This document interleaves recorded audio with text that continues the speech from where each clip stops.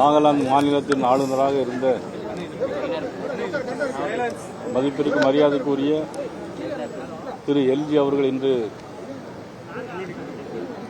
இறைவனால் அழைத்துக் கொள்ளப்பட்டார்.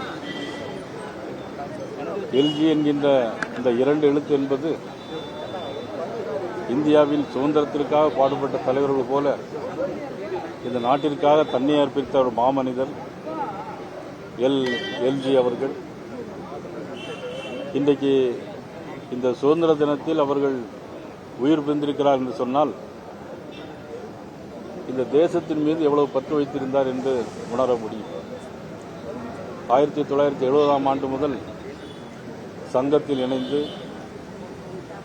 ராஜபாளையம், கன்னியாகுமரி, திருநெல்வேலி போன்ற பல மாவட்டங்களில் பிரச்சாரக்காக பணியாற்றி முழு நேர ஊழியராக பணியாற்றி அவரிடம் கல்யாணம் என்று கேட்டபோது என்னுடைய தொழில் இந்த நாட்டுக்காக சேவை செய்ய வேண்டும் என்று, என்னுடைய தொழிலே நாட்டுக்காக சேவை செய்ய வேண்டியதுதான் என்னுடைய தொழில் என்கின்ற முறையில் ஜனசங்கத்திலிருந்து பணியாற்றிய ஒரு மாமனிதர்.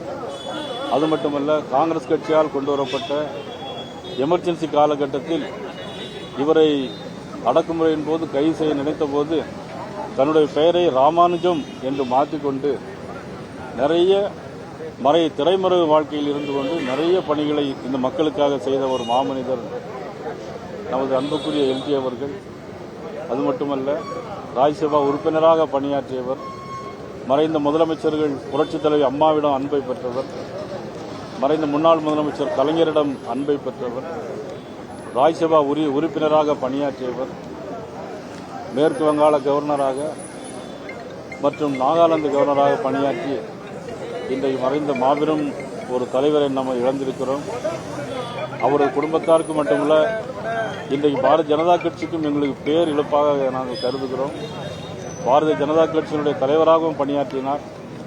சைக்கிளிலே சென்று ஊராக சென்று சைக்கிளிலே சென்று பயணம் புரிந்து இந்த ஜனசங்க காலத்திலும் பாரதிய ஜனதா தலைவராக இருந்த காலத்திலும் இந்த கட்சியை வளர்த்தவர். தேசிய செயற்குழு உறுப்பினராக பணியாற்றியவர். இப்படிப்பட்ட மாமனிதர் இன்றைக்கு எங்களுக்கு பேர் இழப்பாக நாங்கள் கருதுகிறோம். அவர்கள் ஆன்மா சாந்தியடைய இறைவனை வேண்டுவதோடு, நாங்கள் திருநெல்வேலி ஒரு பூத் கமிட்டியுடைய மாநாடு நடைபெறுவதாக இருந்தது 17ஆம் தேதி. அந்த மாநாட்டை இப்பொழுது ஒத்திவைத்து இன்றிலிருந்து 5 தினங்களுக்கு எல்லா நிகழ்ச்சிகளையும் ஒத்திவைத்து எல்லா கொடிக்கம்பங்களிலும் கொடியை அறக்கம்பத்தில் பறக்கவிட்டு எங்களுடைய துயரத்தை நாங்கள் தெரிவித்துக் கொள்ள என்பதை நாங்கள் அறிக்கை வைத்திருக்கிறோம். அவருடைய இழப்பு என்பது நாட்டிற்கும் பெரிய இழப்பாகும். ஏன்னா வீட்டிற்கு அவருடைய இழப்பு கிடையாது. ஏன்னா அவருடைய நாட்டினுடைய ஒரு மாமனிதர், நாட்டிற்கு சொந்தக்காரர். அவருடைய இழப்பு பேரிழப்பாக கருதுகிறோம். நாளை மாலை 5 மணிக்கு அது இப்போ இடம் தேர்வு செய்துட்டு இருக்கோம். சொல்லுவோம்.